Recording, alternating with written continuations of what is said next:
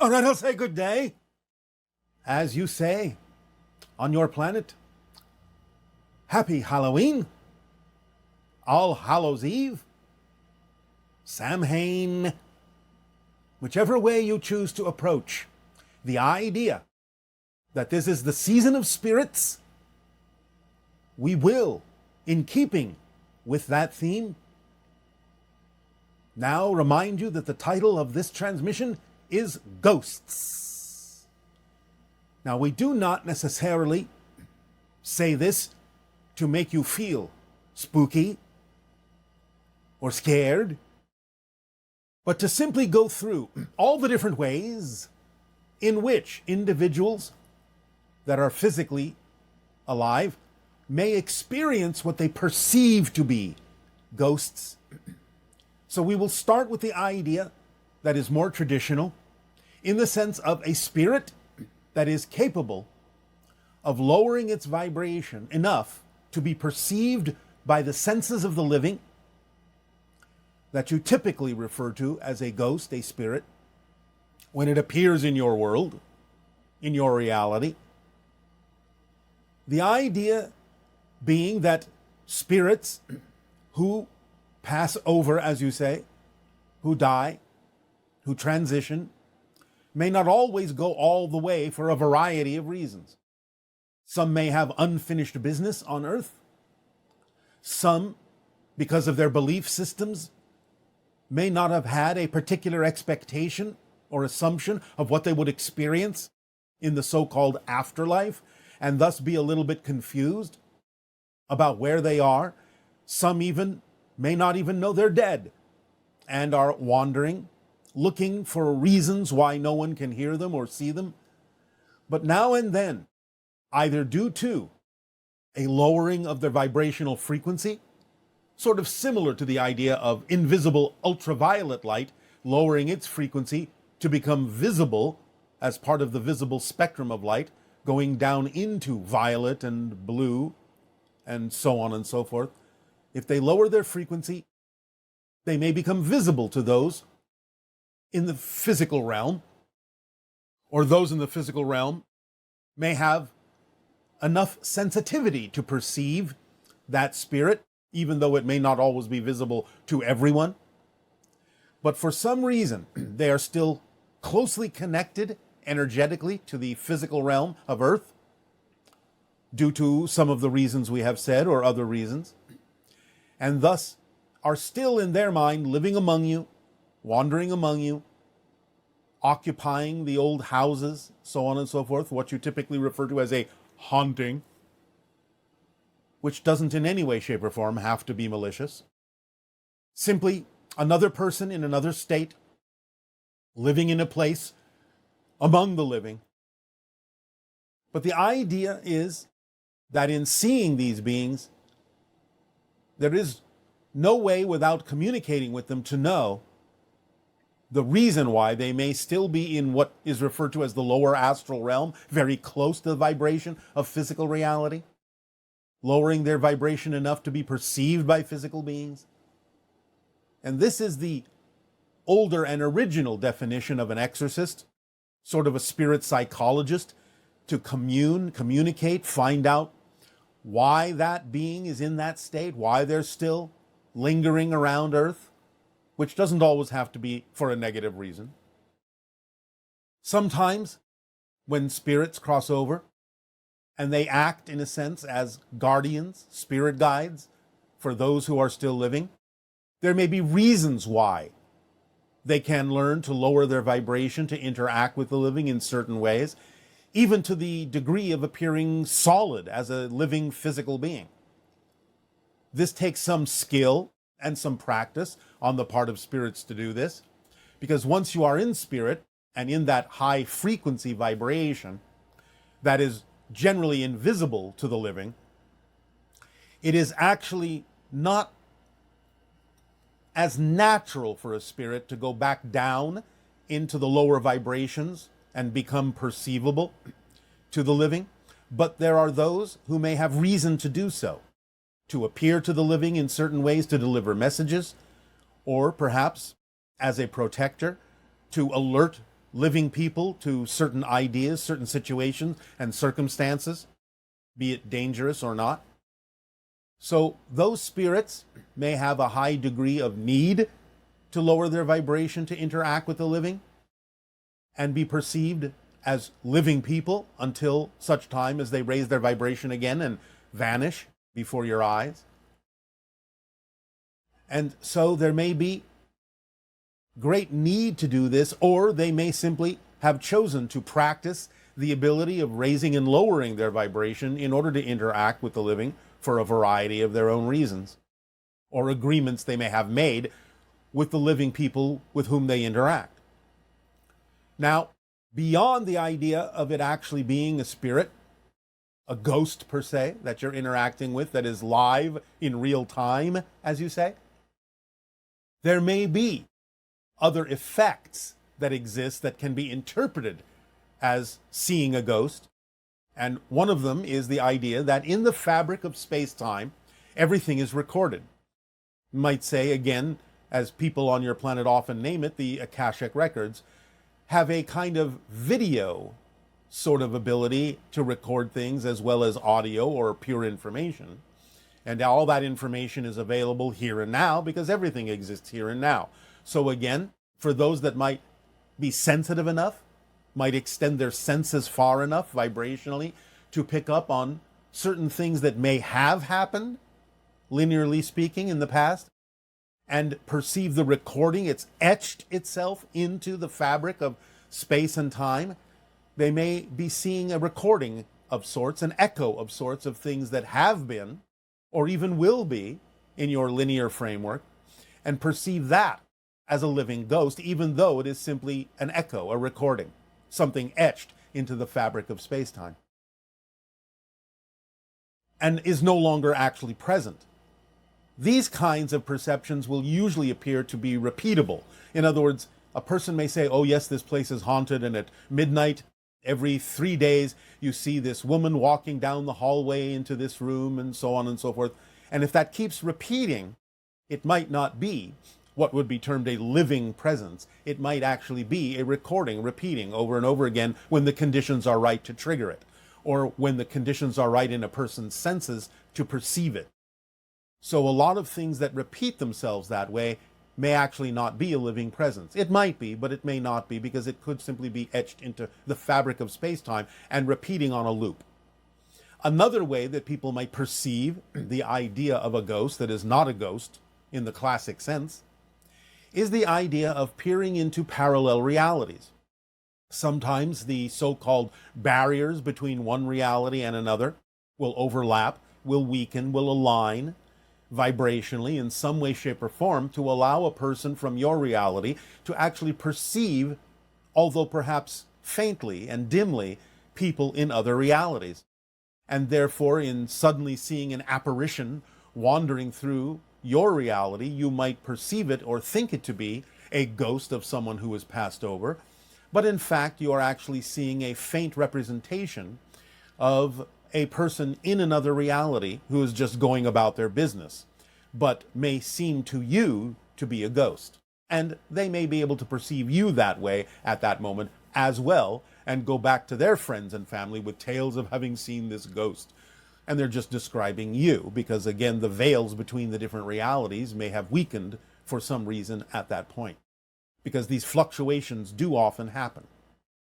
There are doorways and portals that open to different dimensions on a regular basis, and some of them are random, and sometimes these openings and closings can allow one in your reality to peer into other realities temporarily until they close again.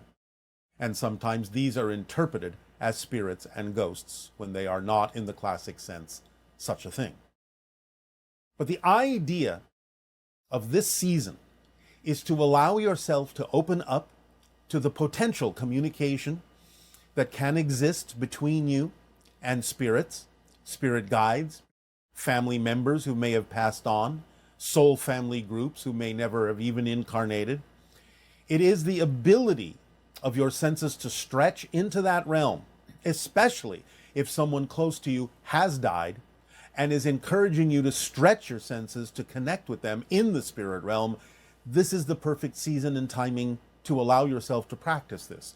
And this will be the subject of our meditation today to give you an opportunity to do so. So, allow yourselves during your Halloween season, while having fun, playing scary, while having fun being spooked out, while having fun imagining all sorts of strange apparitions and so on and so forth, keep in a corner of your mind the realization that this, in the vibrational cycles of Earth, is also when the veils are thin between the physical and the non-physical. Because remember, the physical is just a projection of consciousness. You yourselves, in a sense, are projections of consciousness as physical beings. So you yourselves, in a sense, are all ghosts, because your natural state is as a spirit, and you are just pretending to be in a physical, solid reality. So you are all ghosts in physical reality, which itself is a ghostly apparition of a consciousness idea that you are exploring. So in remembering that, it can amplify your ability to remember that all of these spirits are right with you and you are right with them, still in spirit with them, while dreaming that you are not.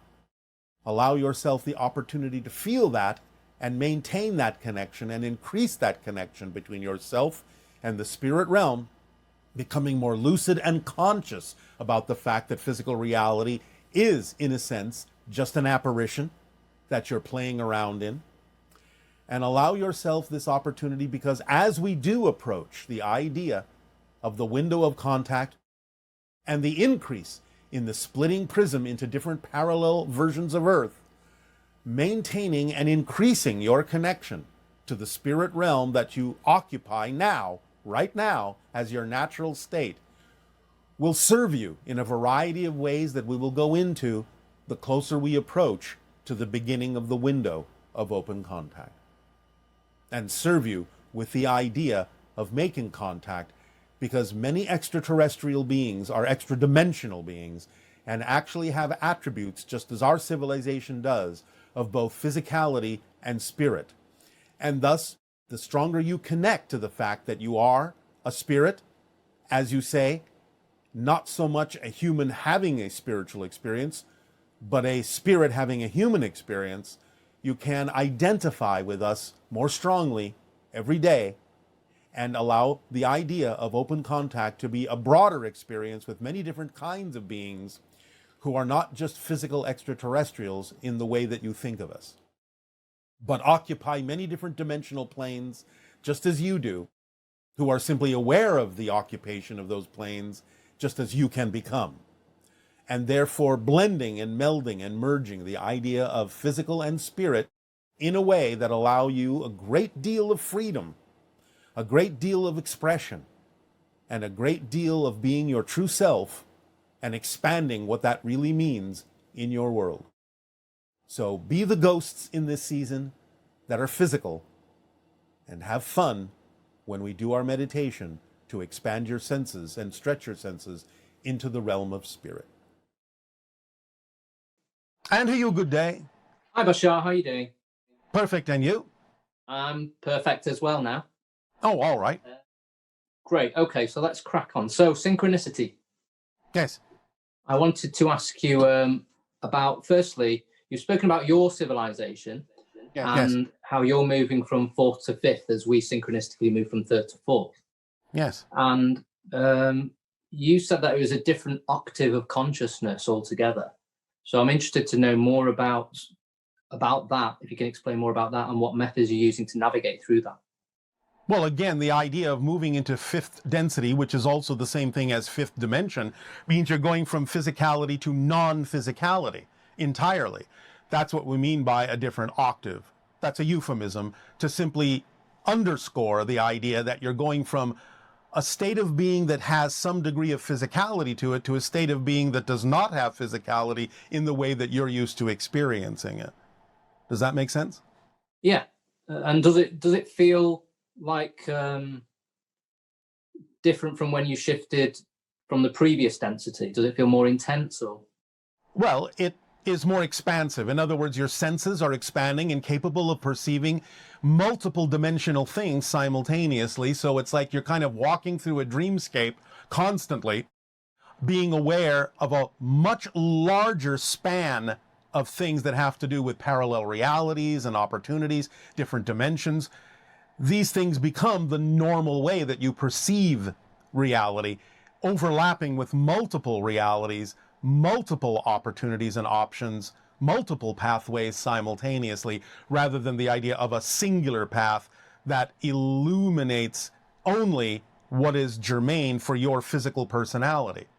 So in the non-physical realm, you begin to also combine with the idea of your identity other aspects of yourself on a greater level and tap into multiple parallel opportunities and choices and synchronicities that are representative of your greater being, your more expanded consciousness. You mean like the oversoul? Well, you don't necessarily have to go that far right away, but similar to that idea on a lower level. Okay, but we're only, in terms of parallel realities, we're only ever ourselves, and we're just always making connections. Is that right? We're only sort of one soul. Yes, you as a physical persona have a singular soul. So I can never be any of these other parallel versions. You aren't. They are themselves. You can only, in a sense, be them if when you say you or me, you are talking about the oversoul level. Yes. So if you're saying I, as the oversoul, am all of these different entities and individuals, then yes, that's more precise. But you as a single individual personality, no, that's an extension of an oversoul, and therefore it is a singular expression. From the soul perspective, I've got one soul, and all those parallel versions have their own soul. Correct. Right. Okay, thank you for that. Right, I've got a question for you here. So I want you to imagine now that you're human and you're on Earth now. I don't have to imagine it. Remember that in the classical way of looking at things, the channel is one of what you call my past selves. That's true. I just mean kind of from where you are right now, as you as an individual.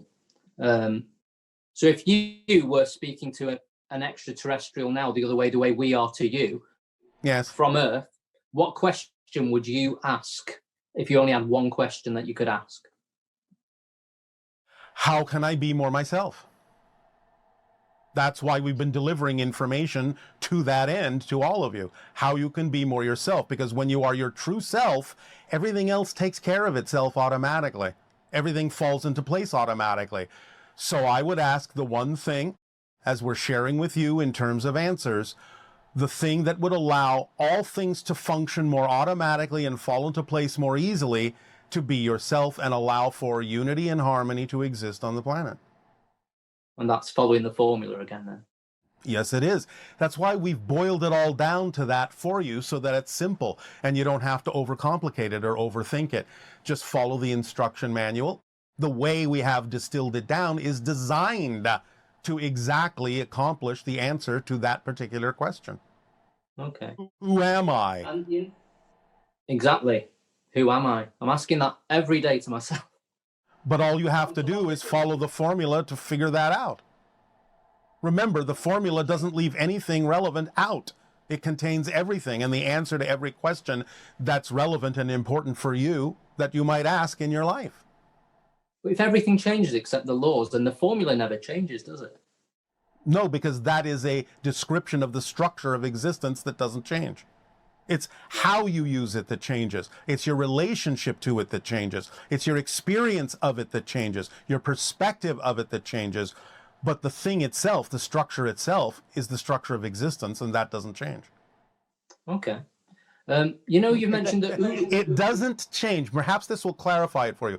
It doesn't change because in and of itself, it's timeless.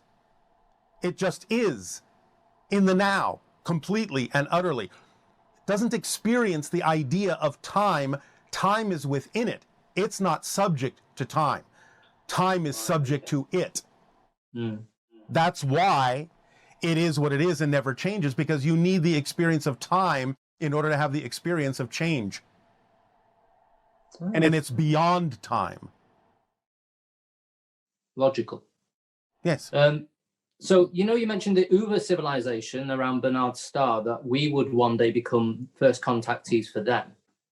I just wonder what challenges and innovations they're going through right now, from where they are, from your perspective, that you can see.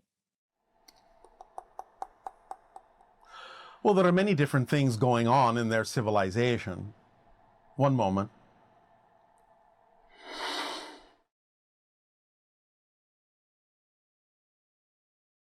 Of course, one of the things that's most relevant is they are having discussions in many different circles about the possibility of life among the stars.